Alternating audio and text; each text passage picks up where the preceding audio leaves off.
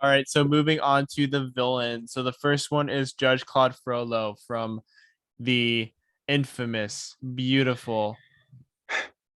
Underrated. It is very underrated. Yes. Ravenclaw.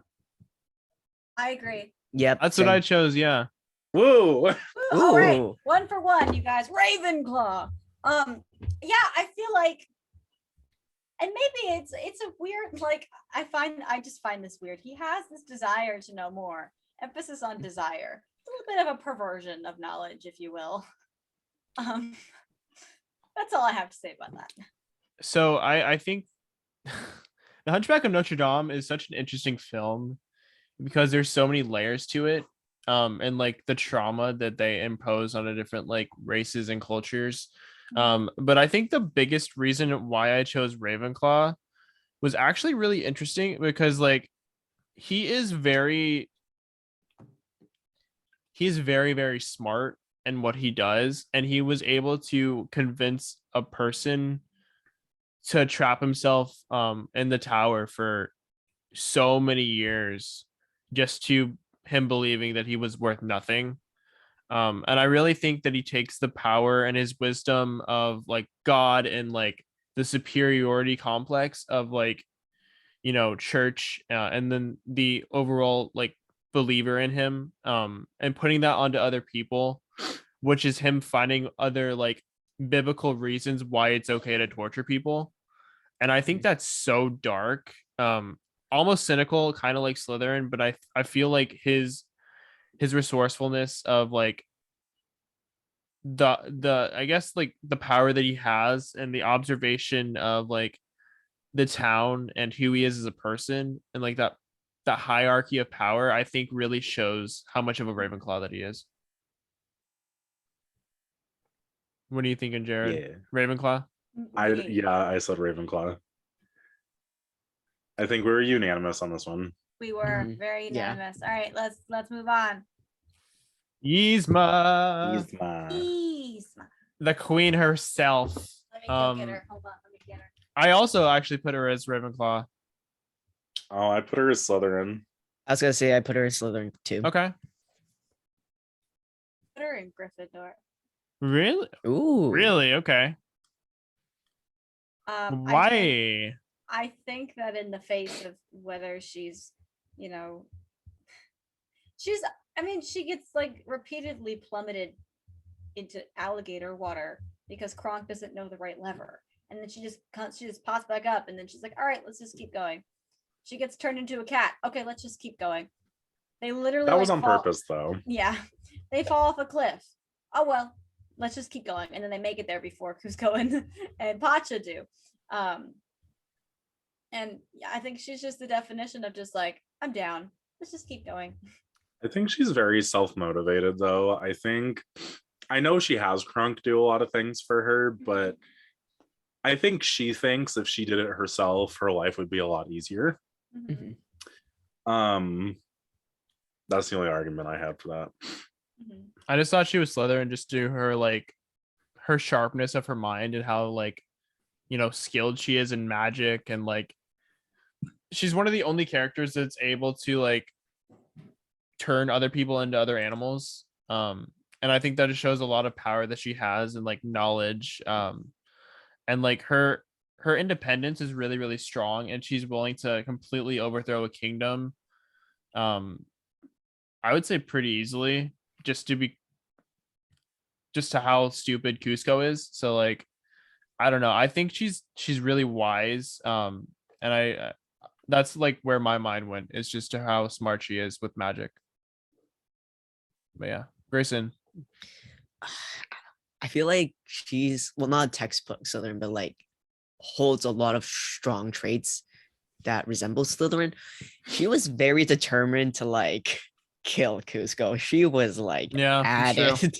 She was so determined, and no matter like how many ways she went on a hunt for him. She went to Pacha's house to like try to find him. She did everything she could to like make sure like he was dead. So to me, I'm just like, that is a Slytherin thing. The dagger reveal was very Bellatrix Lestrange. Oh, yes, yeah. yes, yes. Barbossa from Pirates of the Caribbean. Mm, Ooh. What did I put Ravenclaw. here? Yeah, I have to say Okay, Ravenclaw Ravenclaw. too. Armida. I think I was gonna say Gryffindor because somehow he just keeps living. But I think as someone who just seems to know everything about the answer to everybody's questions, I think Ravenclaw. I was gonna say Slytherin. Ooh. I said Slytherin just to like how much he knows about different things, and I feel like he's always like, in the position of power, and his resourcefulness to like, he never can die, and yeah, that's a big part of Gryffindor is like their ability to keep going. But the amount of times that he's put in like a bad situation and is like not only like survived it but come out on top of it, it's through the entire like arc of all the movies. Like he's always there in the background, he's always willing to fight for it, and he always has like some self motivation that always, like, for him it was the pearl, and then it was just being a pirate and like the love that he had for it. And I don't really think anyone else had a part in that. I think it was really him just doing what he wanted, and he didn't really have a care for anyone else in the world, just to getting what he needed and what he thought he deserved, and doing anything in his ability to do it. I think that Barbossa looks more like a Ravenclaw next to Jack Sparrow. Yes, if you're Mhm. putting him against like other characters, yeah, I totally see that. Especially, well, Jack's just dumb, dude. Oh, I Yeah, wouldn't say Jack's a dumb. Hufflepuff. I wouldn't say dumb. He's just always drunk, and I think that has a big part Yeah. of it. Yeah, But like the Ravenclaw just being like, oh, this fool again. Yeah. Next to Mhm. But Jack then again, it's Sparrow's, like, cynicalism. chaotic. That's a Yeah. Slytherin. But yeah, there's a really good balance between the two. Is there any Yeah. other arguments for it or no?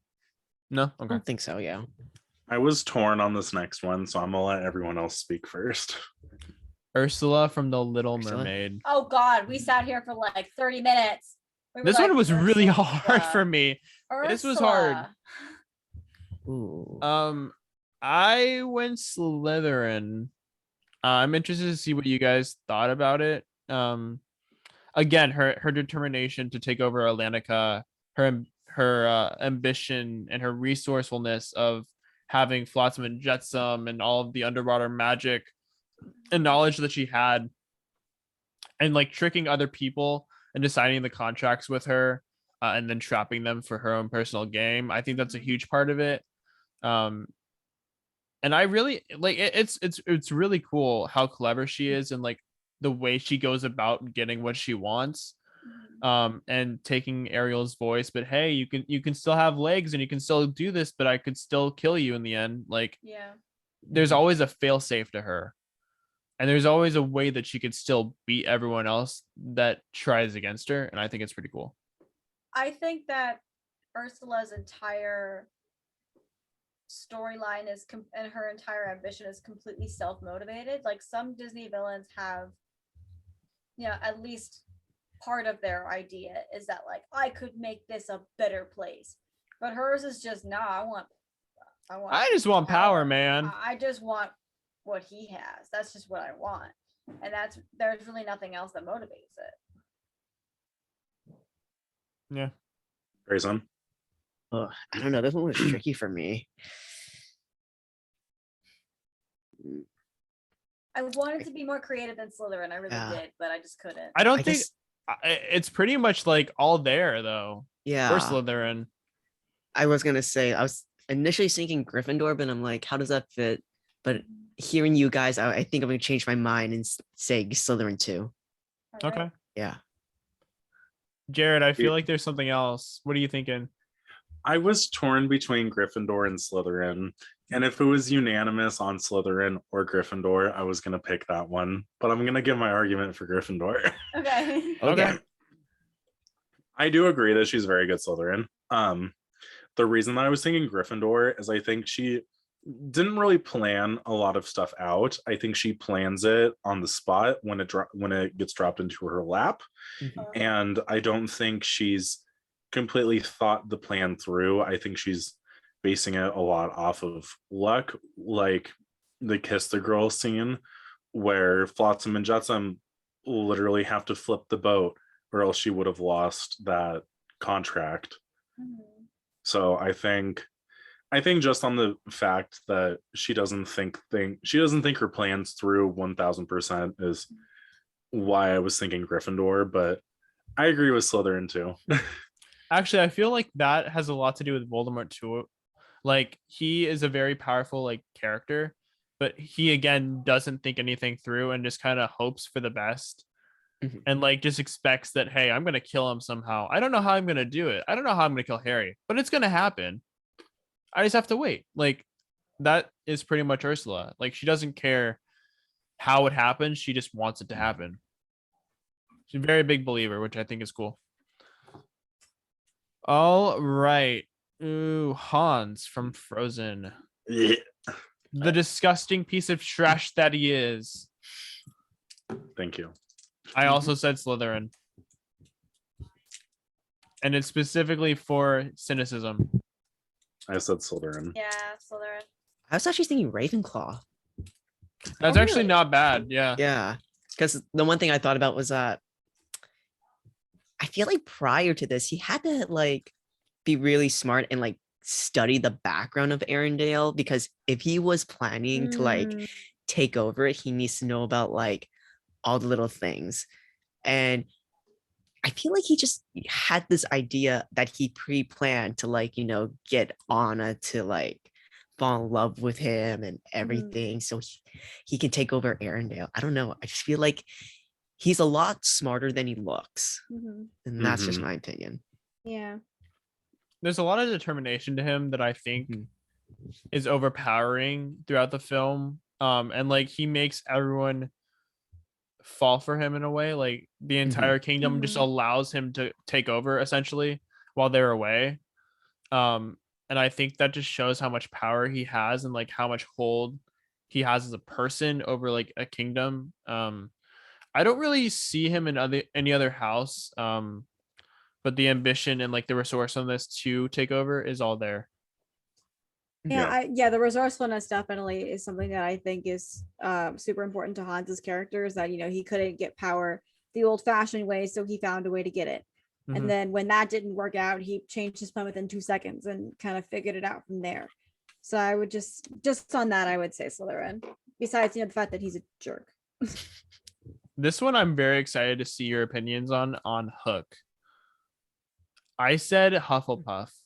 I also said Hufflepuff. Huh? Really? Yeah. Okay, Hufflepuff, okay, yeah. okay. Unanimous Hufflepuff. Unanimous. Mhm. He's portrayed as a villain, but I think once you like again peel back the layers, he is a pretty decent person. Mhm. And like he has values and he has a code that he follows.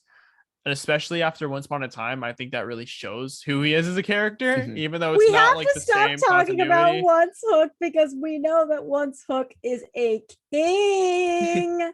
But we're Also, not yeah. talking about that. Do you guys actually want to know a fun fact? Yeah. yes. Once Upon a Time is actually my hometown.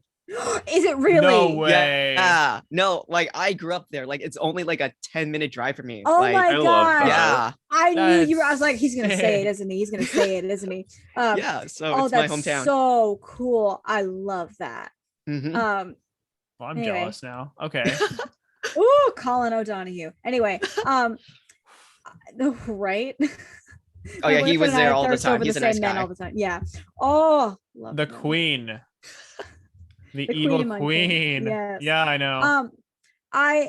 Anyway, back to animated Hook. Mhm. I think that he has this like kind of cry to his like when he says, "I'll get you for this, Pan, if it's the last thing I do." He's like legitimately sobbing Mhm. when he says that, and that's what sticks out to me as Hufflepuff, because you don't really see any other villains cry like that. There's a lot of pain that Pan has brought him. Mm-hmm.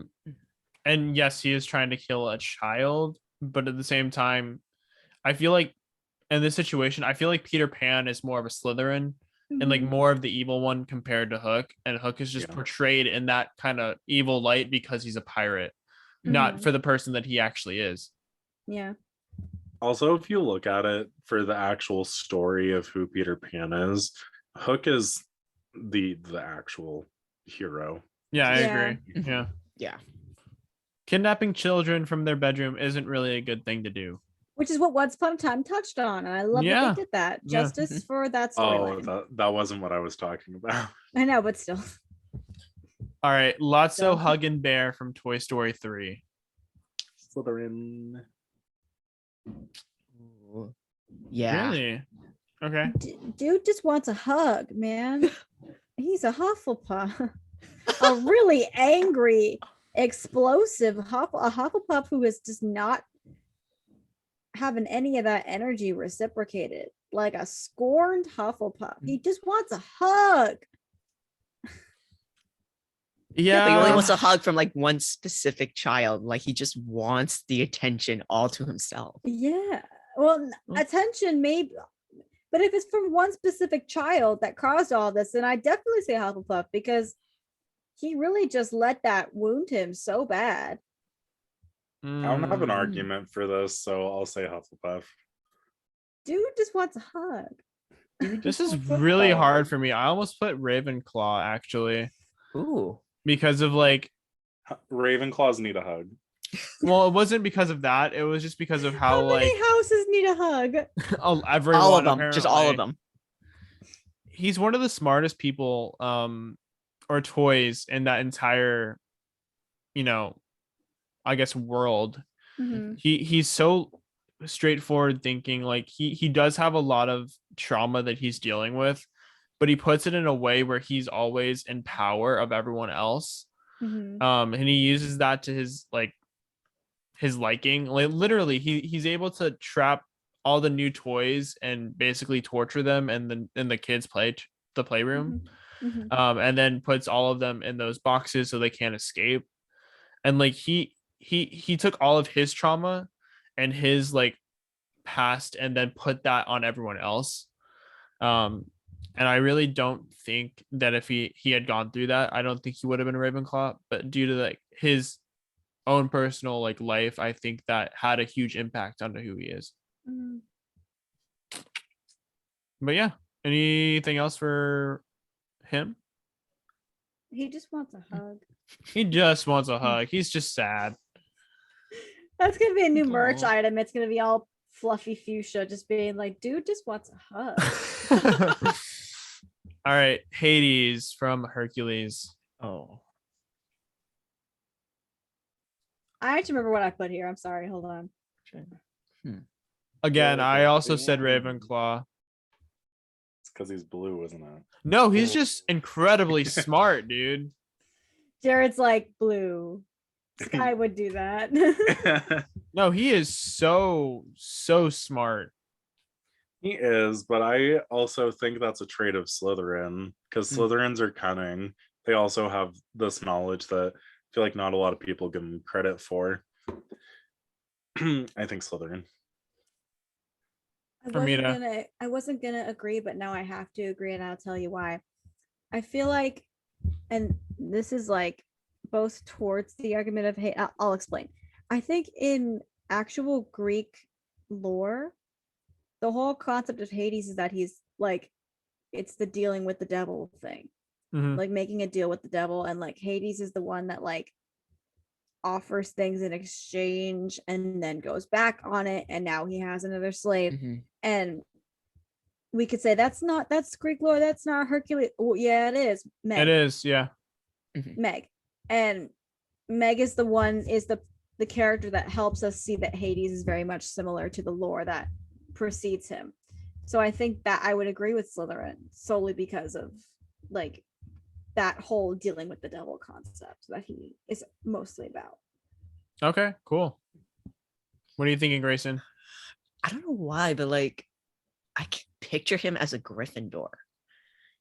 And I don't know if I have an argument That was for my that. first He does option. have a Yeah. very playful like sense of torture to him. Yeah. Like Yeah. he almost seems like torture to him is funny and fun. Yeah. And like Mhm. he's willing to do anything because he feels nothing.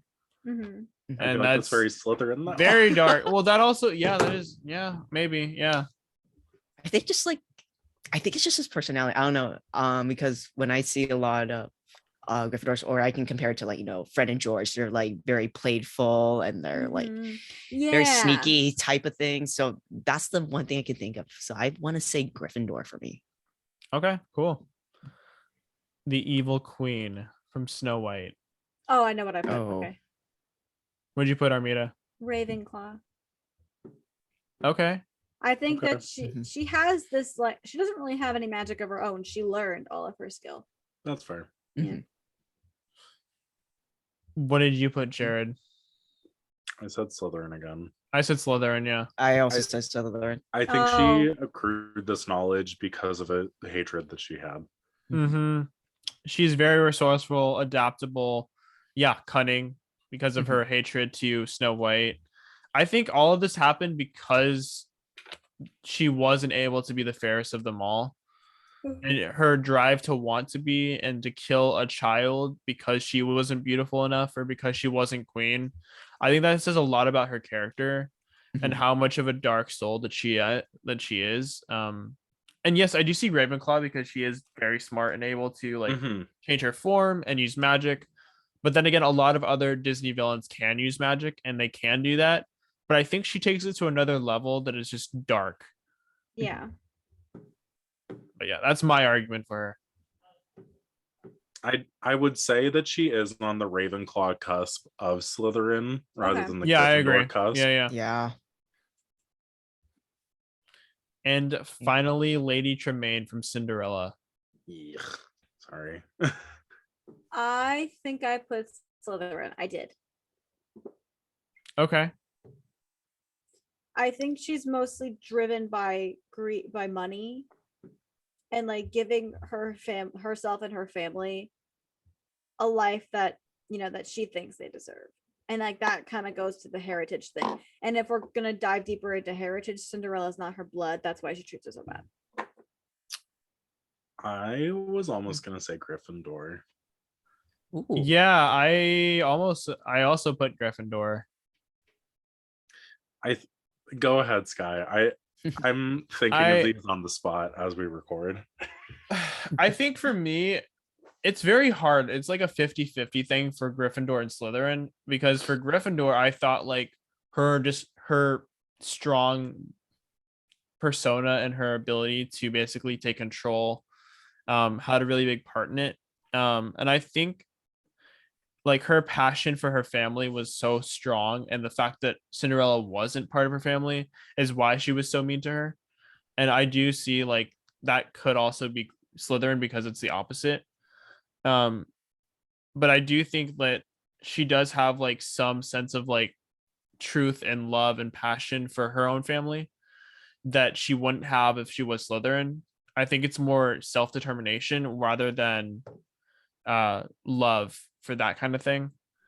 But since I see her as Gryffindor, so I see her as like a caring individual for the people that she does love and care about rather than a dark person. I think she would have been a lot more passive with Cinderella and the whole situation if she was a Slytherin, but she was very dominant about the whole situation, which is why I leaned Gryffindor. What are you thinking, Grayson? I was actually thinking Ravenclaw. Okay. Yeah. Okay.